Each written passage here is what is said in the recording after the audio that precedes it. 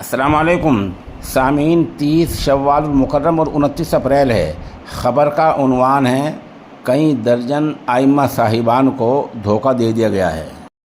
معاملہ اتر پردیش کے ضلع شاملی قصبہ کیرانے کا ہے، جہاں کچھ لوگوں نے اماموں کو دھوکہ دینے کی ناکام کوشش کی ہے۔ دراصل کیرانے میں ایک تحریک ہے، تحریک ائمہ مساجد۔ اس نے یہ اعلان کر رکھا ہے کہ جس شادی میں، بارات میں، بیاہ میں ڈی جے ہوگا، گانے بجانے ہوں گے، حد درجے شریعت مخالف کام ہوں گے، وہاں ہمارا امام، مسجد کے امام نکاح نہیں پڑھائے گا۔ لیکن اماموں کو یہ نہیں پتہ ہے کہ قوم اب بہت ترقی پر پہنچ چکی ہے، قوم ان سب بہت آگے نکل چکی ہے۔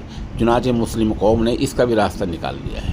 قوم نے راستہ یہ نکالا ہے کہ وہ چند گھنٹے پہلے یا ایک دن پہلے امام صاحب کو بلا کر سادگی سے نکاح پڑھوا لیتے ہیں، پھر وقت پر بارات آتی ہے اور پورے ڈی جے باجے کے ساتھ آتی ہے۔ اللہ اللہ خیر صلی اللہ اماموں کو اس طرح دھوکہ دے دے گا، امام بیچارے اپنی کوشش کرتے رہ گئے اور شاطر قوم اس طرح بچ کر نکل جاتی ہے۔ لیکن کیا اس کا انجام کیا ہوگا؟ تاریخ بہت پرانی ہے۔ بنی اسرائیل کو جب اللہ کی طرف سے سنیچر کے دن شکار کرنے سے روک دیا گیا تو وہ جمعے کے دن جال اور اس دور کے کانٹے ڈال کر دریا میں، ندی میں چلے آتے تھے اور اتوار کو نکال لیا کرتے تھے۔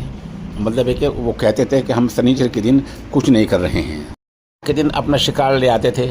یہ حیلہ، یہ دھوکہ وہ خالق کائنات کو دیتے تھے۔ بنی اسرائیل کا جو انجام ہوا، کوئی بندر بن گیا، کچھ اور شکل بن گئی، کچھ اور ہو گیا، وہ سب آپ جانتے ہیں۔ یہی حال اس مسلم قوم کا ہونے والا ہے جو اس طرح اماموں کو دھوکہ دے رہی ہے۔ کیرانا کی تو صورتحال عجیب ہو گئی ہے۔ ایک ایسے امام سے نکاح پڑھوا لیا دھوکہ دے کر، جس کی پاک دامنی پر، جس کی سچائی پر، جس کے تقدس پر لوگ قسمیں بھی کھا سکتے ہیں۔ ان کا نام نامی اس میں گرامی ہے، جناب مفتی عبدالقدوس صاحب۔ وہ امام ہیں، خطیب ہیں، ایک مدرسے مدرس ہیں ماشاءاللہ، اور ان کی شبیہ بہت اچھی ہے۔ دھوکہ دے کر انہی سے نکاح پڑھوا لے گا۔ تو میری گزارش یہ ہے کہ تحریک ائمہ مزید بد گمان، یعنی جو مزید جو پریشانی ہے اس میں مبتلا نہ ہو۔ آپ اپنی بساط بھر کافی کوشش کر رہے ہیں، اللہ تعالیٰ اس کا آپ کو صلہ دے گا۔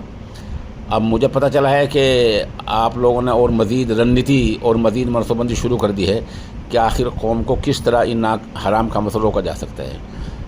عرض یہ ہے ساتھیوں کہ اگر قوم نے عذاب الہی اپنے اوپر بلانے کی ٹھان لی ہے اور قوم اس حد تک گر سکتی ہے، تو آپ بھلا انہیں کیسے بچا سکتے ہیں؟ آپ تو اپنی بساط بھر کوشش کریں اور ان کے لیے دعا کریں۔ قوم اس راستے پر اور اس منزل پر بڑھتی جا رہی ہے کہ اس کے آگے گڑھا ہے، پیچھے کنواں ہے، آگے گڑھا ہے۔ قوم نہ پیچھے ہٹ سکتی ہے اور نہ وہاں سے اب آگے بڑھ سکتی ہے۔ اس پر عذاب کسی نہ کسی شکل میں آنا ہی آنا ہے۔